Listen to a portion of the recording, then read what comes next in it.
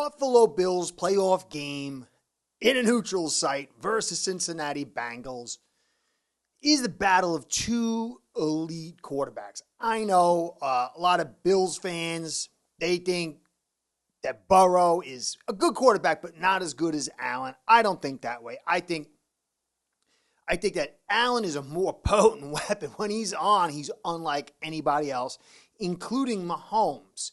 But there's a level of inconsistency in Allen that Burrow is able to elevate the intellectual, the cerebral part of the game, and there's more consistency there. Now, on Allen's best day, I'd rather have him than Burrow.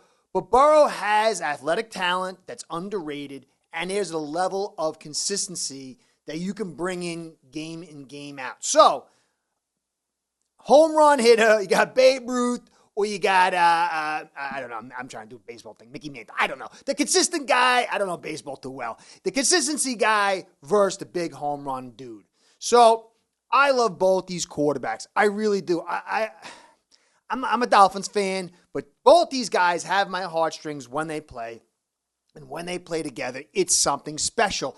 But, unlike what we're told in the ESPN land, football is a game of teams. And unfortunately, fortunately for the Bills, but unfortunately for the Bengals fans, and unfortunately for people who love to watch the art of football with two good teams, the Bengals are gashed in the most critical unit in the game of football. And right now it's looking like they're going to come in terrible on their offensive line. And if the Bills decide to play smart, which it can go either way with them, they can get a little too focused on something and not really be patient enough on offense. And if they don't, it could be a very good game in the sense of back and forth. But if the Bills are patient and they allow this offensive line of the Cincinnati Bengals to most likely crumble unless there's a huge, unbelievable rise in the play of these backups on the offensive line, or maybe some of these injured starters come in, which doesn't look so good. This game should be a one-sided game. But we got to see how the Bills play out. Now, I got a second podcast I'm working on. It's just been very difficult to try to present the relationship between Dorsey and Allen and how there is blame on both sides for this inconsistency, but it's got to start with the coach, who's the leader, who sets the table with the play call, tempo, and philosophy. So I'm going to try to get that out later. It's just been very difficult to not do the whole game, which is crazy, So I'm going to try to get that out to you. But to me, Dorsey is the number one key in this game because there's going to have to be some balance. So I'm going to go into the matchups, the keys between both teams here, offense and defense, and then go over the injuries and kind of do a whole wrap-up. So I'm really looking forward to this game. Good luck to both Bills and Cincy fans. I love both you quarterbacks. I wish my team was in there, but we're not. So anyway, thanks for stopping by. I want to give you guys a shout out. I appreciate everything you guys do. I want to give you a shout out. Give a shout out to Ace Bread, my sponsor, because without the two of you, this show ain't going down. Ace Per Head's betting software is the premier white label platform for bookies to manage their players and grow their sportsbook operation. Click the link in the description below to get set up in minutes. Ask for the Curtis promo and get a special introductory discount. All right, so a quick, for people who show up to the channel and they comment a lot, I put a hole in my hand. So the hunt and peck thing that I do to answer your comments is now down to this, and it's a little bit slower, so I'm sorry if I'm a little slow, but I'm going to get to them, okay? So let me get into the injuries. Bills are coming in healthier than they've been for a long time. The only person, Jordan Poyer, had a day rest, but it's not an injury rest. He's working around on a bad knee, but he's going to play. Everybody else, Allen, he had a little bit of elbow issue. Phillips looks like he's going to play. He's had 2 limited practices. That's the best week of practice he's had for a while. Everybody else looks good. Daquan Jones, a little limited. But essentially, aside from the guys they've lost for the season, they're coming in full strength. And there's no reason for the Bills not to win this game when you look at the gutting of the most critical unit in the game on the Bengals. Now, Alex Kappa is the best offensive lineman the Bengals have. He's out, most likely. It's an ankle, 2 days of non-practice. We'll see what happens on Friday, but this is not a good sign. He is severely gimped, and even if he plays, practices today and plays, ankles are so notoriously fickle. He's going to be limited and likely has a big chance to go out for the game on the wrong step. Now, Trey Flowers didn't practice for 2 days, hamstring.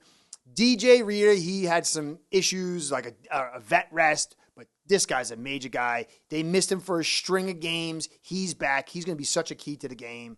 And then Jonah Williams, who I really don't like. I think he's okay-ish.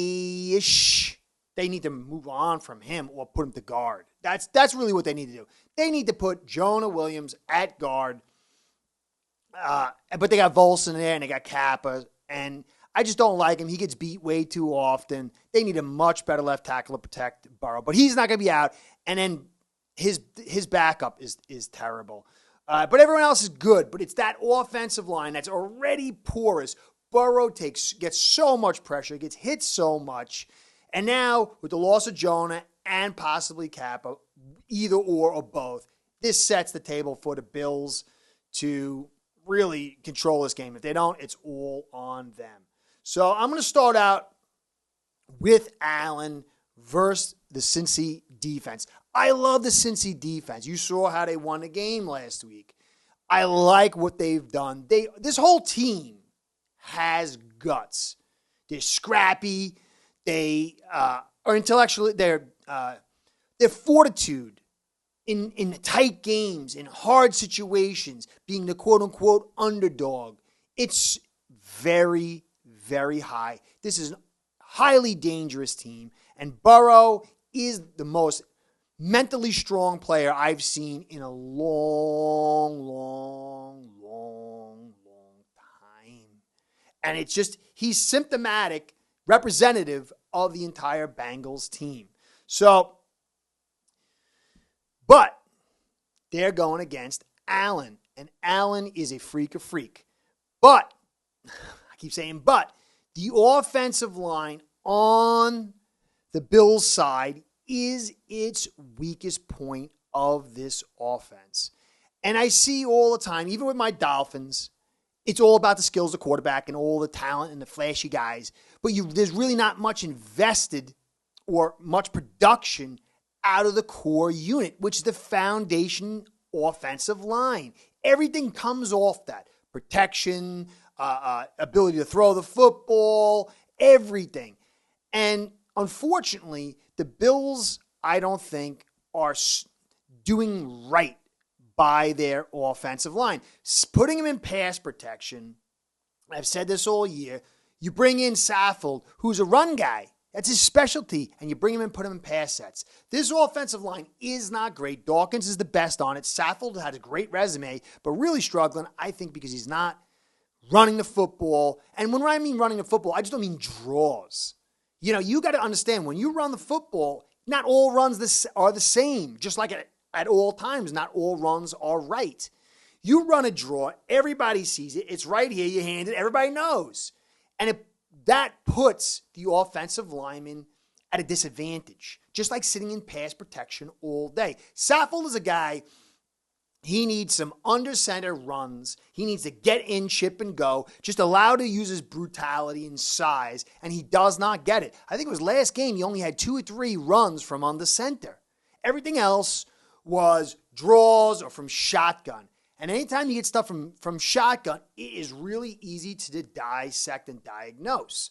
So this offensive line's not great. I put a big red square around it. It's not as bad a situation as Cincy, but this offensive line allowed 48% pressure rate against the Dolphins last week for Allen. Some of that is because deep passes and Allen holds the ball a little bit and all that other stuff. But the root of it is this offensive line. Brown struggles.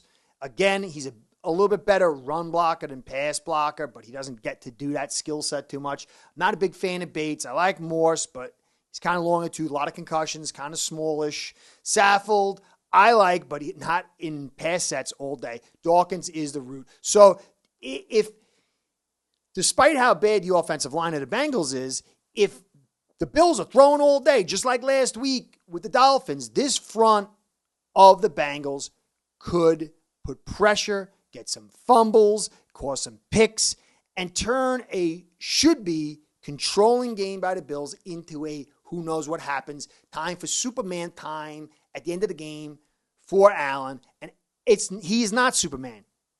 Sometimes he looks that way, but he's a human, and he can sometimes fail to lead the team back.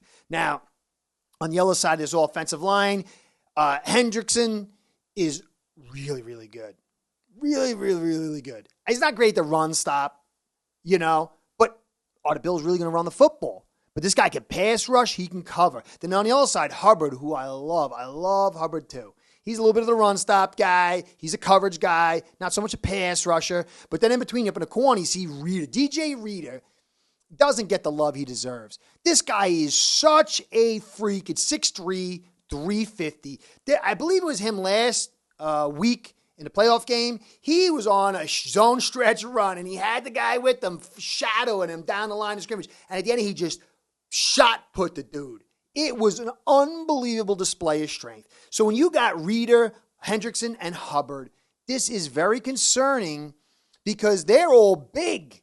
Hubbard and Hendrickson are 270. You don't want Allen having 350 Reader, 270 Hendrickson or Hubbard hitting him a couple of times. Because if they win the game and he's beat up, it's not a win. So running the football and being patient for the Bills is critical. This front is very potent. And when you add in Hendrickson and Hubbard and Wilson and Pratt and Bates and Bell, they can stop the pass. They have a little issues on the edge with Apple and Britt. Was a Woozy was a big loss for you guys in week 8. Big loss. But still, those edges are vulnerable. But you're going to have to keep trying to hit them. And are you going to be able to get enough pass protection? The way you can generate pass protection to get Diggs and Davis and McKenzie and Beasley and everybody else involved is to slow down the pass rush, because the pass rush knows when you guys are going to pass because it's most of the time. And if these guys can pin their ears back, and if you watch the game last week, that defense was giving you guys a little bit of a problem. And there's no reason for it. But if you run the football, get some actual, if you go back and watch the Dolphins, and this is probably the next video, if you go back and watch, the Dolphins, their linebackers did not buy on. I've said that all season. Do not buy on the play action of the Bills. Nobody does. But when you cranked out a couple of runs from under center, all of a sudden they were creeping up and biting on play action, and that opened up things in that third quarter and beyond, which allowed you to win. But unfortunately, it doesn't start out early this way. It doesn't remain consistent through the game. So this is going to be the key. Allen, Singletary, and Cook, they need to work together. Cook and Singletary are good backs. They need a few handoffs. They need to get in rhythm. And this will take Allen to the highest level. True, believable play action is the key element for Allen to be the Superman. But when he's just Superman without this stuff, defenses can figure it out, and there's big problems, and you put his body at risk. So, patience game is going to be key for Dorsey. Allow Allen to be a heavy piece, but not the totality. And again, Bengals defense is dangerous. And if this is not a patience game, it could be a game that should have been won, but isn't. Now, this is the key. Burrow, awesome. Chase and Higgins and Boyd. Chase, Higgins, and Boyd are the best 3 receivers in the game combo. Burrow is unbelievable what he does with nothing in front of him. But now he's going to have nothing minus nothing, which is negative nothing, which is terrible. Big X there. Carmen's going to play left tackle. He couldn't play guard last year. Volson, he's okay. He's a rookie, a little small. Karras is pretty good in the run game, and he's good when he's got Kappa with him. But when he's got to start helping too much, he's not that good. Schwarping, I don't know who the guy's name is, terrible. And then Adeniji, terrible. So this is a terrible front. I don't know how terrible the front's going to be as far as, bringing in guys that are out to boost the talent. But even then, it's still not good. But if they come in with this, it is going to be ugly. And they don't seem to have anything else than go deep. And yeah, they can outmuscle Jackson and White. White still bounces back. I like Johnson. He's really good in the nickel. And when you look at the matchups here, clearly the Bengals can take advantage of it.